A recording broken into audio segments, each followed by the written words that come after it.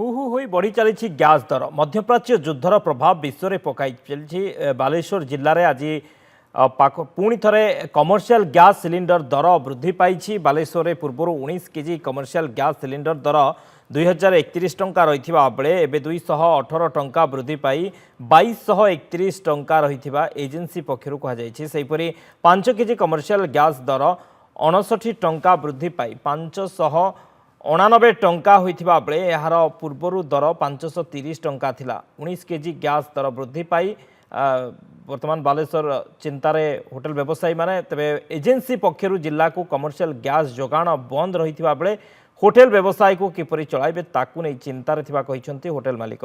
तेरे काठ चुली जलाई ग्राहकों को खाद्य जगाउछंती किंतु मिल दाम अपरिवर्तित रही आग को मिल दाम बढ़ी पारे बोली होटेल मालिक माने सूचना दैछंती। आपनकर 13 टंका थिला और एबे आसी 2231 टोटल जो मेसेज आथिला टुटे सप्लाई होने सने एमसी गवर्नमेंट गुडा लोक के माने प्रॉब्लम पाई का शॉर्टेज को कोन कथा कोन नै शॉर्ट है आसुनी सेरा ठीक हो